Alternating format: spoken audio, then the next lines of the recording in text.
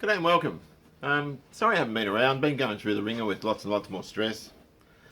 It's difficult, but this is the only thing I can do, coming out here and tinkering. It kind of gets my mind off things.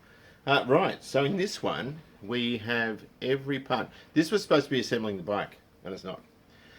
And the reason for that is because there's been lots and lots of little subsystems we've had to straighten out, getting fasteners, that sort of stuff, ready to put it together, which I'm at that point now. Still doing the Plymouth wheel. We've been going on about that for about a month, and a few other odds and ends on the car as well. But I want to get this in one piece, which is going to happen next. So there's 3 more videos on this.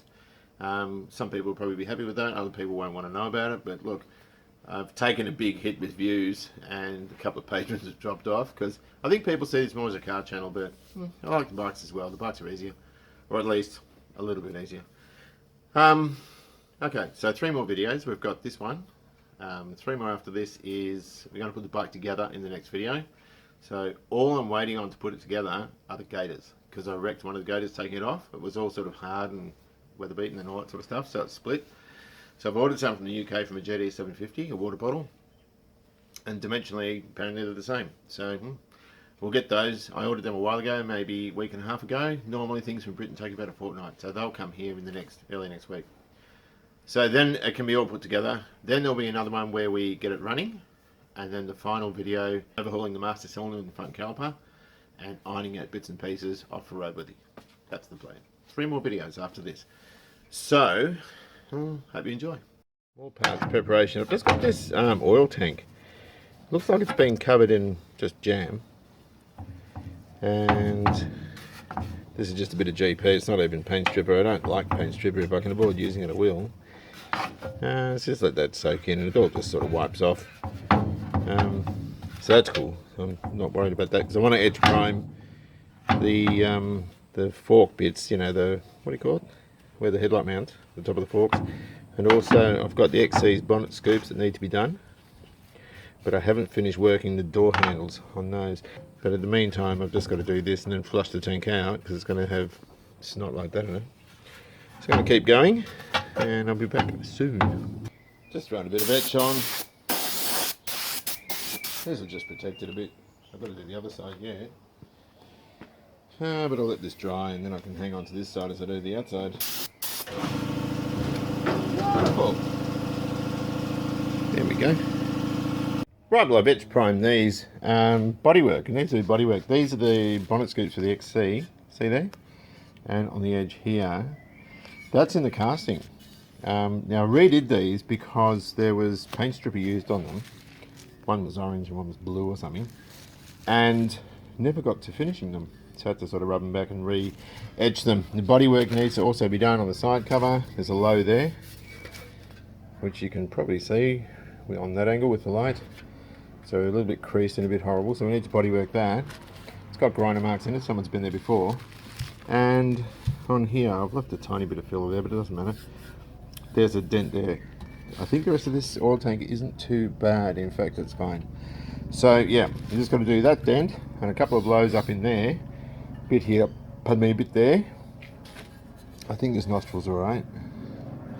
The XC I'm fussy with, because it really is a lovely restoration. It's not a slap happy one like some of the things I've done. I've also got the fork ears, or the headlight mounts for this bike. That's a low there too, which over there on the bench, perched up there drying. So that's where we're up to. Okay, just a bit of body working on the oil tank there, the side cover. You can see it's high there. It looked fairly straight, but it's obviously not. And the XC's bonnet scoop there, and we've also got this little headlight bracket which had a small dent up there. So those bits looked alright. That's the remnants of the cheap headlight, which I'm just going to clear it. And I had a go at doing this with silver rattle can. It looks awful, but one part looked alright. It was just it dried against some plastic and got all wrinkly. I'll try it again. If that fails, big deal. I'll just paint it black.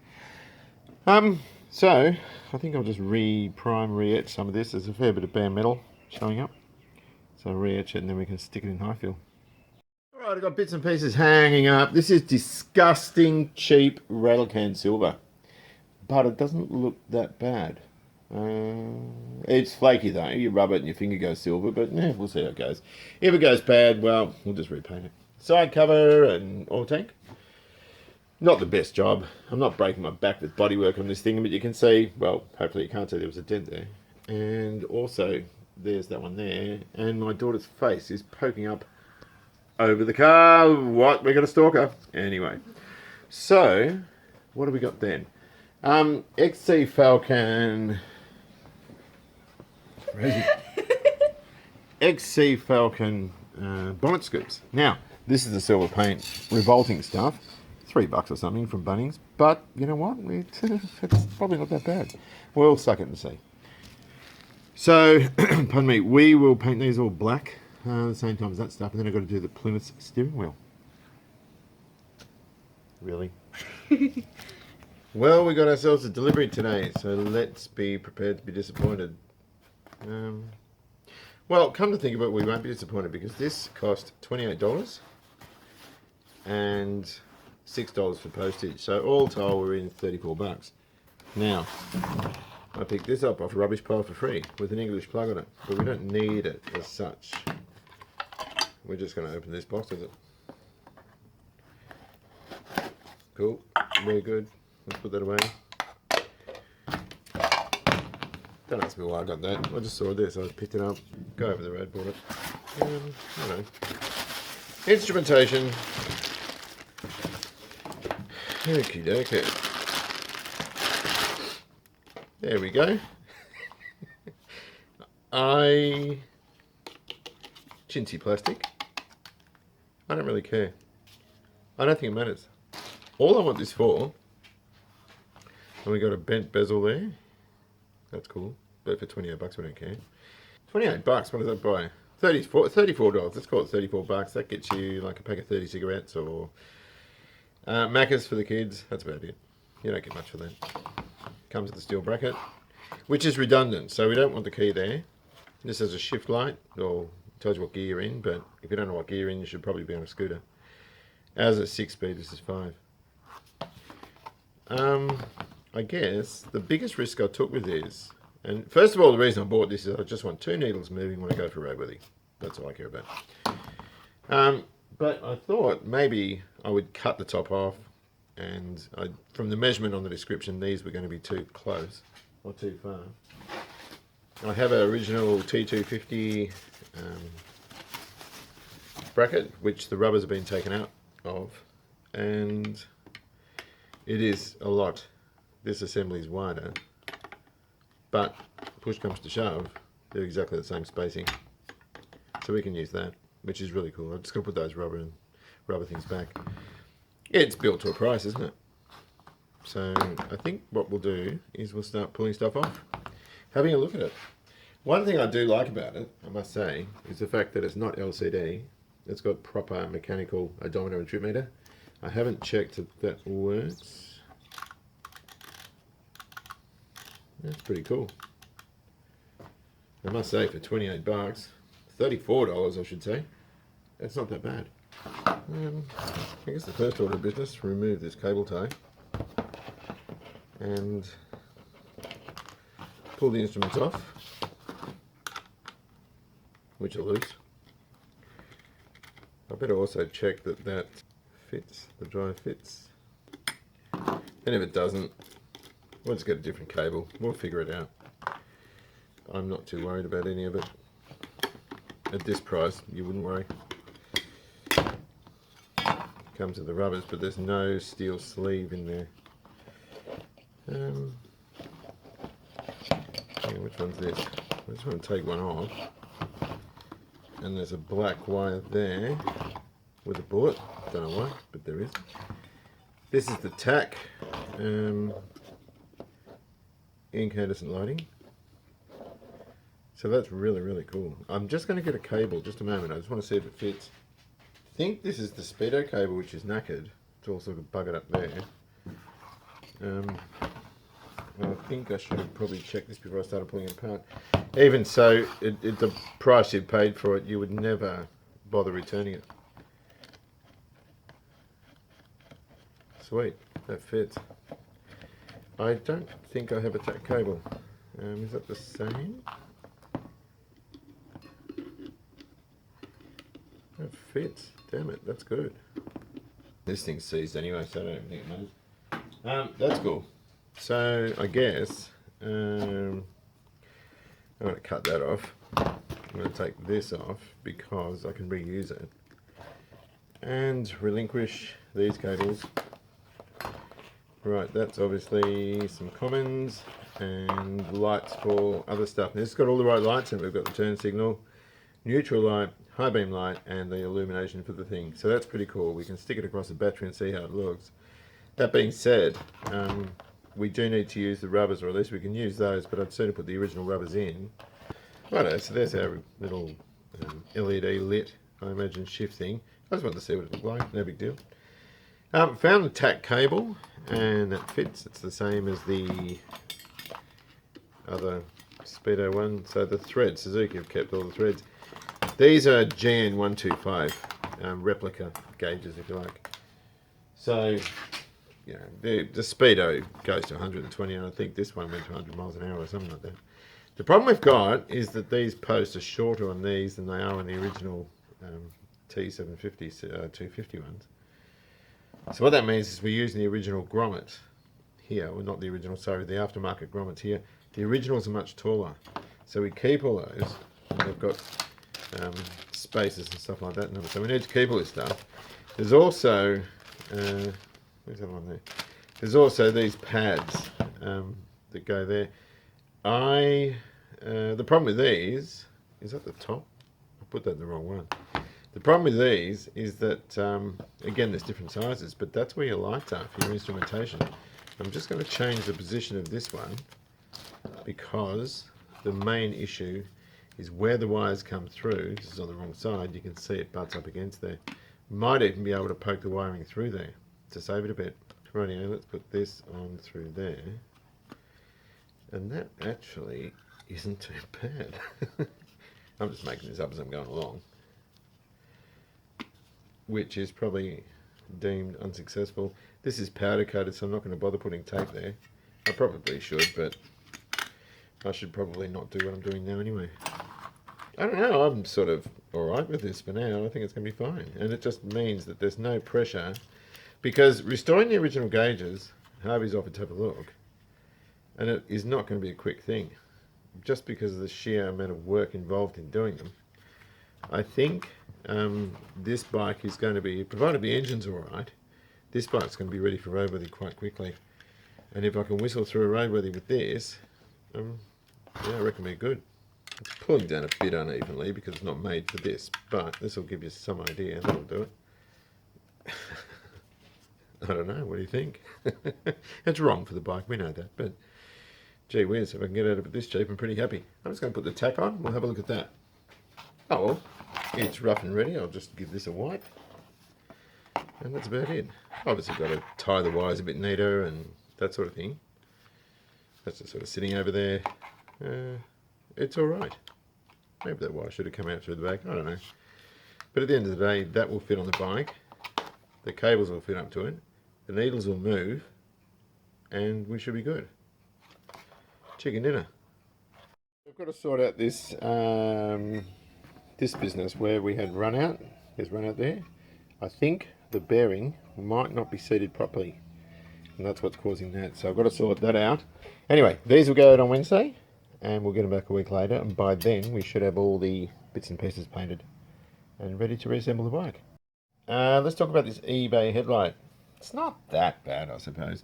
There's a reflector. That does not too bad. That's fine. But I noticed that the lens is milky. It's not clean. So we'll clean off that lens. But the thing that surprised me was there's actually no gasket between them. It just sits like that. So that's going to let water in and it's going to go all foggy and horrible. All I'm going to do with the headlight shell for now is scuff it and clear it. I'm going to leave it like that. Just going to leave it black. Stuck the XW onto a dust cover. The waterproof cover I've had to put on this car. That's the XD. These things you get a full season out of. A nice warm summer will fry them. The UV will get to them and I'll show you how. See there it's nice and silver, but where they go dirty like that, that's actually the UV starting to break the material down. If you look from underneath, You can see daylight coming through, and that's where water starts getting in. So that's toast. It's no good. So switchgear is looking to be reasonably easy to fix. We'll put contact spray and everything through these switches and test them.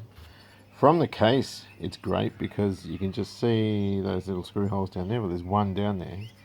It's all held in with a serve, and that just screws in as well. Like, it's really, really, really good how it's assembled. And it just all comes out. But the important part is the switches all stay intact. So I can get into that with some contact spray, buff that, because it's a bit mangy. I might just give it a quick clean up before I buff it, and put it all back together. So this one here you can see there, you take the screw out, the switch comes off, and the whole switch is whole inside. So there's a screw in behind there, and that'll release all that, and there's another one there. Basic. Really good stuff. Righto, we've painted a bit of stuff. The nostrils for the Falcon are supposed to be satin, but they're not, they're gloss.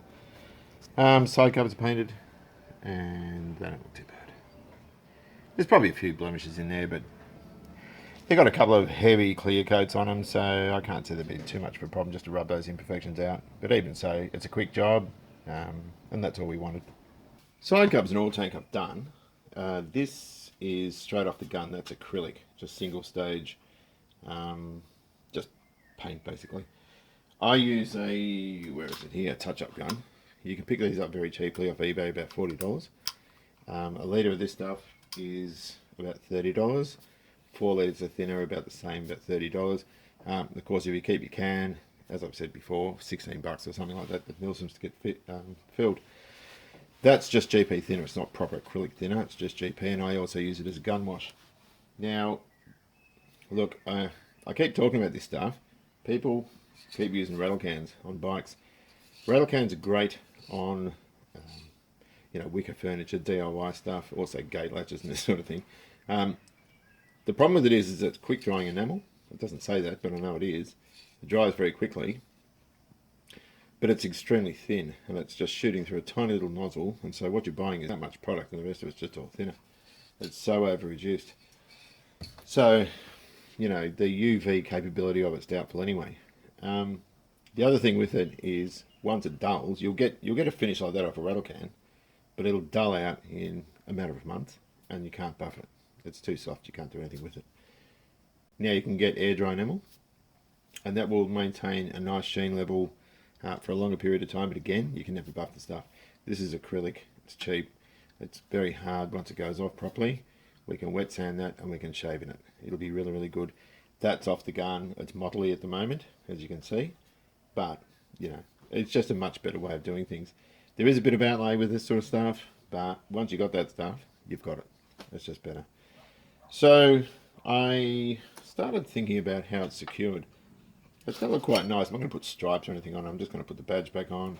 I've got to get another one of these. I'm missing one. And just went through the scraps bin, made a knurled nut, and that looks too big.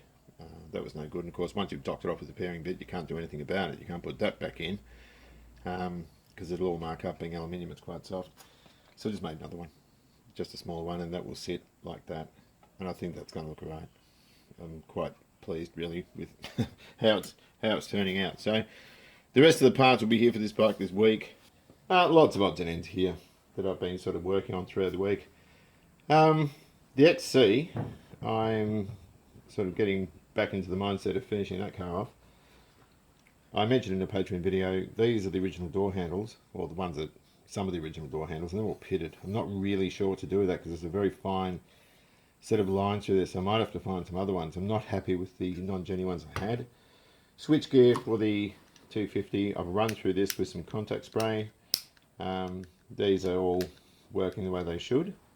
That's good. I've just retaped the loom, cleaned the switches out, cleaned the casings up a bit really good.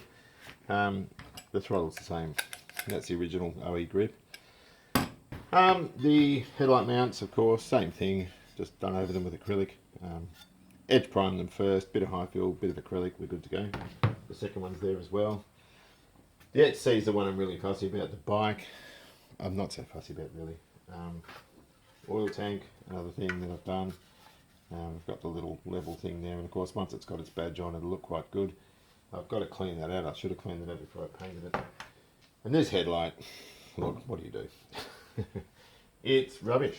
It's terrible. But I've rattle canned that. And it looks terrible. It's got a run in it. Here's a good thing for you. We rub it with our finger, we get silver on our fingers. And that was painted like 3 or 4 days ago. And shined up the casing a bit, but if I put that on again, it's not going to be there for very long at all. The fabric, I've got to find, I had loads and loads of the vinyl. This is the stuff the XC's trimmed in. It's a fine herringbone fabric, macro suede, very heavy duty stuff. This is the stuff you can literally write up with biro and then use kitchen cleaner, it'll just come straight off. I've got loads of offcuts of the vinyl which I need to have colour matched, so I've got to go to Milsom's this week and get some thinner and some paint to colour match for that. I want to do the armrests, clean these all up, they're terrible. So there's 4 of these, and there's also your kick trims and your trims on the sides to cover your seat belts and all that stuff. So it all has to get done. Of course, there's this little 350 engine down here, and I picked this up a while ago for 240 bucks. Running on 2 cylinders, don't know why. Could be coils, could be anything. I didn't really investigate it. Came across a lovely guy that's got 4 CB350s in bits, and I'm going to buy a bunch of stuff from him, including a cylinder head, because I need to extract a valve or two for the one that I'm restoring. This one here is the one where the starter motor's been gutted and the sprag clutch is missing out of the case. So it does mean splitting the case, but if I do that, I'm going to do it in one chapter so you don't have to sit there and look at me with engines and bits for months on end, which is what seems to happen. So that'll be another quick one. So we're just going to get a bike, a frame, and just build a bike just out of bits that I've got here and bits that I can pick up from this gentleman who I think is in Perth, and we'll take it from there. Gearing up for more action on this guy. This is a beautiful car. I'm very happy with how it's going, although it's very dark in here. Let me get some light. Yes, I've got to do the console. You can see over there the kick trim needs to be done or needs to be painted. That'll all get sorted out. I'm not worried about any of that. It has to look right though with the work Jason put in and what people have donated to me. Liam's steering wheel center looks absolutely gorgeous, but I do want to get the wheel wrapped in a very fine leather just to do it justice, if you know what I mean. So it's beautiful. It's going to be absolutely stunning, this car, and I've taken my time with it. It's really turning out absolutely lovely. It's just a matter of getting some weather that's predictable and just being able to wheel some of these cars out and just spend a good amount of time on this one. Never going to be happy with those doorknobs, but what do you do? It is what it is. So this year, I'm going to put that cover back on. From between now and the end of the year, I want to have the interior absolutely finished in this car, the boot lid on. I want to get that rear bumper sent off to John at Old School, get that re-chromed, and then all the back's finished. And it's just the front guards and the headlights and that sort of stuff. I've got a grille up here. I've got a black one, silver one as well. And that grille is the one we're going to use up behind there. It's in very good condition. And it's just a matter of getting those headlights sealed, as I said before, and that is not going to be a cheap thing, I don't think. As far as the other 350 bits, you know, these are the bits that came on the one I bought a while ago, rear sets and that. Nowhere for a twin, they're never going to fit, and pod filters and, you know, the gauze headlight cover that came with that sort of silly thing over there. And the headstock, and we can probably mess around with this and get those cheap Suzuki instruments once we're finished with them and stick them on here by modifying that and cutting it and welding and all. The thing is, I'm not interested in doing something just for the sheer heck of it. It has to look good. So it may end up that this all goes in the rubbish anyway. There's a lot of guys that sort of, you know, cut frames and put hoops on and rattle can everything set in black and that sort of thing. And that's great if they like doing that. I'm not disparaging that at all. Please don't get that wrong. It's just not for me. But I do have some ideas. I've got a colour scheme idea. I've got stylizing ideas. Yeah, I've got some ideas that I think will look really, really good.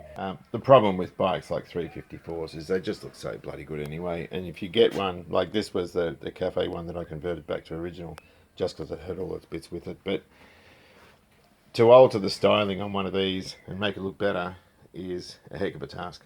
You've got to really know what you're doing, and that's why I don't. And so I've got to give it some good, heavy thought, I think, in order to make it work. Wheels back. Look at this. They've all been trued up. They look lovely. And we have a brand new set of Dunlop Roadmaster retro tyres on. They weren't cheap getting all that done. $440 in terms of getting the wheels trued, which I knew was about $100 each. But these tyres aren't the cheapest either, but they're quite good. So very, very happy with those. Also in the parts kitty, gear shift rubber. These are the nuts for the sprocket. I don't know why I bothered. I think they were like 20 cents or 50 cents each or something. They weren't very dear, but I do have to get some other fasteners as well. Here, foot peg rubbers, about $12 a set.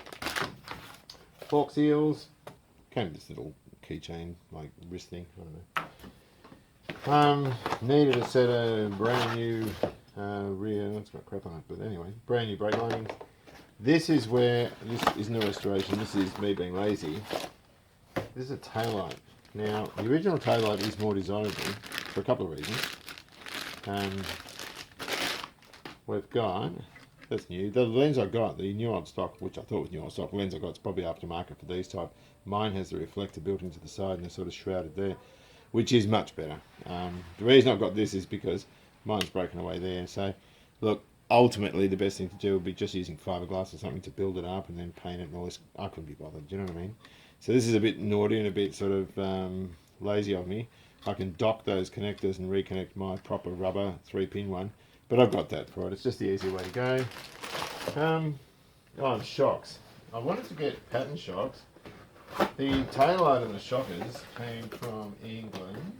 We'll put one out and have a sticky out of them. And these look to be rather lovely. They actually came with a proper spanner. These are really quite lovely looking, and that's what I wanted. I don't know what that plastic thing is, some sort of buffer. Anyway, we're going to go with those shocks on the back, which look quite nice. Rightio, the fork stanchions look pretty messed up, particularly up in these areas here. But it's not a problem, the sealing area itself is actually really good. These are different from a Honda in that they've got all sorts of circlips and pistons on them. This is the piston here, which is hollow. When we think of a piston, we often think of a solid object that slides up and down inside a cylinder. This slides up and down inside the cylinder, of course, with the forks, but it's hollow in that there's nothing up there. There's not even a ledge up there to keep the lower leg in.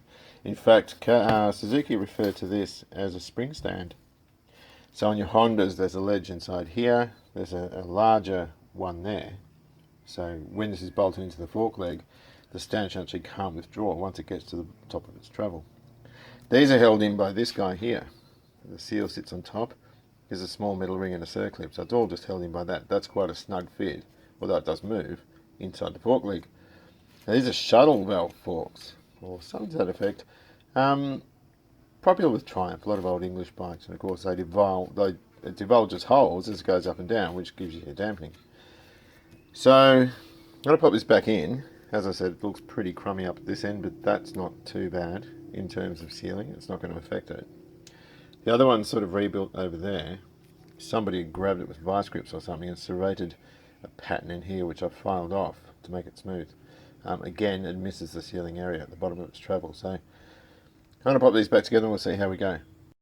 Right, so I've just spent the last hour or so working out exactly what fasteners we need. There's a sort of a list there. We got some of them are 10-150, some of them are 10-125s. There's 8-125s and 6x1. Things like this one, that's a 10-125, but it needs to be a castellated nut because there's a thing for a split pin in there, so I've got to get one of those. So it's just sort of going round. I've run out of those big washers, so I need a bunch of those for the shocks. Just going around, figuring out exactly what we need, and actioning it. Things like for the 333 up here, they are threaded. They're 10-125s. They're threaded, but I'm going to put a chrome, like a dome nut on the top. So it's threaded in this way and tightens, and then it's sort of capped off with the dome nut, just for a safety thing.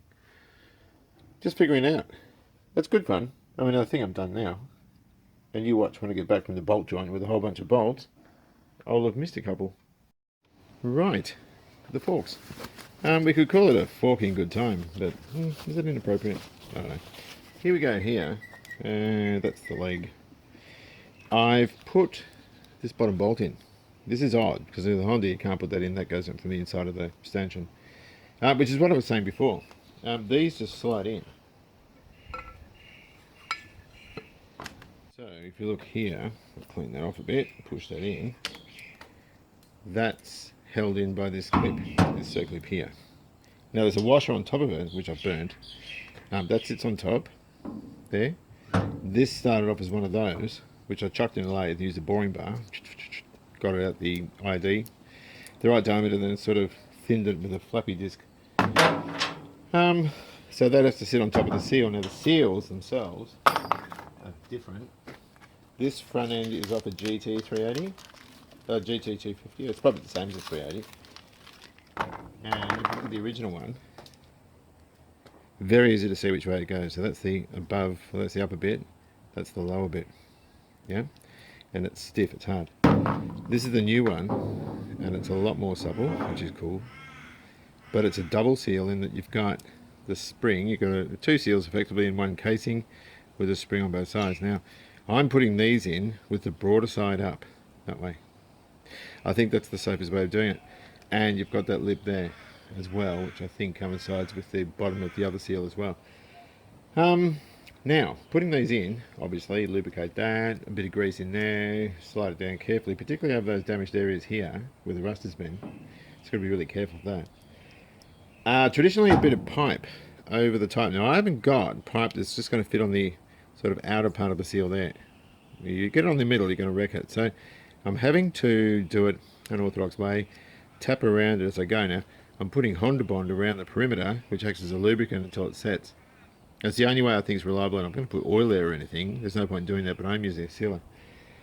So, with that being said, I think I'll lubricate that shaft, pop a bit of grease in there, and stick the bugger in. So I'm just going to get some oil all down the leg. Now, I haven't used grease all down the leg, I'm using oil because I don't want gathering underneath. So I'll get that nice and slippery. I might actually, I'm thinking about the rust on this. It sort of sits behind the gator, so I might put a bit of phosphoric acid on there just to kind of help it along a bit, in remaining sealed, if you know what I mean. Right, the seal is here, and I'm going to have to clean the seal before I get the casing down, and I've got grease on the inside of that, so I don't like doing this. We've got to kind of rotate it down. And it's going to gather the oil, but I don't care so much about the oil. It's just these bits here. And I'm just going as gingerly as I can over those areas. There we go. I think that's going to be fine. Now, where are we? Let's have a look. Here he is here. We've got, just get that down a little bit. And I'm going to clean that up with a bit of prep wash. Stick some Honda Bond around there. And that's going to go in fine. Now the Honda is so much easier to do. The Honda's a pleasure because you can put the seal in, then put the stanchion in after. So I'm just going to clean that off. Can we be bothered with prep wash? Yeah, we better do it. Well, it's a clean rag, it's a clean air rag. So I'm going to dry a bit. And stick a little Honda Bond on. Take a look at that. Here it is. Right. Okie dokie. And this is going to be our lubricant to get the thing down. Hopefully you can see this. I don't know if you can. I've no idea. We're just using a little bit. Whoops. Like that. All the way around the circumference. And oh, the wind's up. Oh, hi to Gracie. I saw Gracie in Kmart today. Her father, Grace was an ex-student of mine, and her father apparently watches this stuff. So thank you, sir. I hope you enjoyed this, and I hope I can keep your interest peaked. Now we've got to slide this guy in, and it's really quite easy. I'm just going to give it a couple of light taps, but we have to get it in even. I've got some muck on the outer part of the leg, but you can see there the sealing area misses that horrible area up the top, but that's cool. We don't need to worry about him. We can put a little makeshift washer on, which will sit on top of the seal, and pop this guy in, the circlip, which looks dirty, hang on a minute, and then we're out of it. Here we go, here we go. It's good fun doing this sort of stuff. So good for stress relief. As I said at the start, I'm stressed out to the max at the moment with all the bits going on in my life, but this is what makes it really worth it. This and hanging out with the kids. and the wife. So there we go, nice. And we can put that away, and when I've got these gaiters, I can put the bike back together. So we'll look at something else now. That's what I'm worried, I forget to put the spring in. Slightly tape it at the bottom, straight at the top. Top goes against there, bottom one goes against the spring stand. Let me just screw this guy in, which is temporary. We're going to be taking it off, of course, to put fork oil in. But there we go. That's a fork. That's it. Beautiful. Came with a sticker. This is probably overkill. I always keep, for replacement, that, and I'm going to bang one of the old seals in so that I know, like if I put the bike together and they start leaking, I can really revisit it. If, pardon me, once I start riding the bike it's all good, I can chuck this out. But there'll be a record of the seal type in the invoice, in the file, but it's not a bad thing to keep anyway, just for now. I made a rookie mistake. I've tidied up the threads on these. These are the square sort of, what do you call it, sprocket bolts that sort of fit in here. And most of the time when I look at a thread, I just look at it and I know what it is. I'm not trying to sound conceited, but look, it's a Suzuki, it's Japanese, it's going to be metric, yeah? But because the threaded area of the shank is so short, I thought it was a 10150, and I started winding 150 on it, and it's 125. Stupid mistake. So, anyway, not a big deal. I bailed before I did any damage, but I nearly did do damage. Now this is the one that had run-out on it, so I probably shouldn't be putting the thing on at the moment, the sprocket on at the moment. There we go. Lovely. So what's next? So I've got the camera in the wrong way. Just got a spritz bottle and a bit of 180. Just so, I'm going to have to turn it around. You won't be able to see. Just getting some of the paint off the hub because the disc was really, really difficult to get on. So I'll just sort of leave it like that. Get something to wipe it off.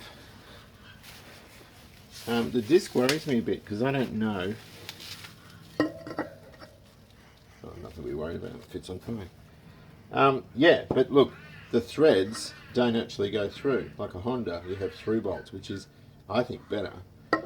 These ones don't. They kind of just sit there on the surface with a bunch of bolts through there. It runs on the right hand side. So if I just move them around, I might have to buy some bolts because the ones that initially said disc on them were too long. There's a couple of temporary things with this. These are the original bolts for the disc that were packaged, and they've got quite a long shank on them, which is thicker or longer than the thickness of the base of the disc. So I don't know. There's also some lock tabs, so these are only temporary. These are now I can read the grading on the Imperial stuff. This is 8.8, I think it says. I think that's the equivalent of a grade 5. These are the same length. Now I have got the tabs, the fold over tabs, which I will put back on. This is just a mock-up type arrangement, so that I can, get the thing, so I can get it all, in one piece sort of thing. The manual doesn't show the way the bolts are fitted, so I need to get on the get online and have a look because I'm not sure what I'm doing with that. And with brakes, you need to know. The rear brake hub with the new linings on, they're just 2 springs on a cam, the rest. I oiled that or greased that thing too. This is a terrible finish, but I don't really care. It's just hydroblasted with a bit of Bradlecan clear on it.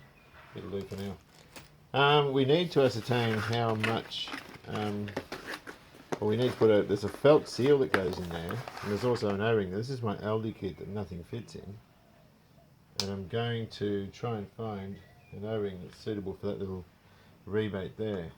And I'm not holding my breath because every time I get this kit out, nothing fits. I think it'll be alright. I've just got to get it down in there. Anyway, I'm not going to dwell on it too long, but we need to put the O-ring there, and there's a felt seal, and then this guy, now that runs at quite a forward trajectory, and then this one, this is where your cable comes down. So it's on a funny angle like that. Hang on, maybe it's like that one. I think that's how it goes. Anyway, I'll fiddle around with that for a bit. Found another bit I'm missing. There's a spring under here, return spring for the shoes. That's not there. So I need to find one of those, and it hasn't come with the bike. Pulled the rear hub off again and fixed up the run out issue. I didn't have the bearing seated properly, so that was nice and easy. Gosh, listen to those birds. Just going to pop this centre stand on while I think about it. This, of course, has little spaces that I made inside. So the idea of this is, of course, sitting the bike on its bottom. When I'm ready to put the forks in, I can put them on. Then up on the stand, they're the sleeves, you can see. Up on the stand, and the front wheel can go on. Just makes life a bit easier. So I think it goes like this. I'm fairly comfortable now with what I know. That washer looks grotty. I'll put that on the inside here. I'm fairly comfortable with what I know about it. I'm ready to build it. Just a couple of bits and pieces I need to get before I'm sort of convinced that it's all going to be good. I keep finding odds and ends that I need to get, like that spring on the rear brake. So, no, it's all good. It's part of the fun. God, look at those birds. Wow. I keep finding dirty threads, so I'm just going to clean them out. This is another 10-125 for the kickstand bracket, and then we're sort of all looking pretty good. I only use these dry because it's powder coating I'm taking out, but there is a bit of metal coming out too, which is great, but sometimes the threads are pretty dirty. But what do you do? And that goes under there. So I just hope they don't interfere with the crankcase on the engine. That's a real possibility. And there should be a flat washer. I might go and get a flat washer for that. That could be too long. I might have to get some shorter ones. Dave and Mike, when they shut the workshop, gave me a big can of molly grease. Oh, here we go. Oh, we're oozing out. I can feel it's getting harder. Can I see it? Yes, I can see it. Wonderful. Good. So that's all packed. I was worried I'd forget about that because, well, I just wanted to make sure I wasn't going to forget it. That's all. That is where the mudguard goes, which was dumb. I didn't even think of that. So we'll just wipe up around there. That's coming out on this side. The swing arm's not tightened up yet, but that'll do for now. I think we'll do a last photo. Right, here's a rough guess at what it's going to look like. Did bring the engine out. This is just some bits and pieces that I've been fiddling and farting around with. There's an issue with the chrome. This is what, it can be used as the 0000 stuff, the superfine steel wool. Certainly on bits and pieces like this, it brings it up like new. Like there's no issue with that. And of course, once we've got the gaiters for the forks, we can put the thing together. It's easy. But the issue I've got is looking at this sort of stuff. The rear or the front fender, front guard, is pretty knackered. It's not very good at all. So it's going to stand out as being a little bit damaged and a bit dull. Now, I don't know. We can probably 2000 it and 2500 grit it and polish it and make it a little bit better, but then I reckon you'd be going through the chrome then. So I don't know. We're just going to have to leave it. Otherwise it's going to need to be painted, and I don't really want to do that. Around, as we've said, some of these parts are temporary, like that headlight I think is ghastly, but you know what? That's all we've got at the moment. I wanted to buff out these side covers, but they're still a little bit too soft for my liking. They're not quite there yet. Then we can buff them, put the badges on, it'll look a lot better. As we said, we've taken the run out of that hub, which is great. The bars aren't the proper bars. You can see in here where the grips are. They're made for a different type of bike. And of course those instruments, they're not permanent either. There is a retro look as they sort of sit vertically instead of canted back like a more modern bike, but at the end of the day, I reckon it looks pretty good. The shocks, yeah, I'm in two minds about those. They're not as sort of, actually I got that the wrong way, that can go the other way. They're not as sleek as I would have liked for this bike. I think they look a bit too thick set, but you know what, who cares? They'll do fine. So I think the next thing, once the gaiters get here, we pop them on. We can stick it on a centre stand, put the forks in, or put the forks in first, sorry, then put it on the centre stand, pop the front wheel on, back wheel on, at least we're rolling, and in that state we'll drop the engine in, and we should have something that really looks like a bike. Anyway, hope you've enjoyed this, take good care of yourselves, enjoy your classic, and I'll see you around.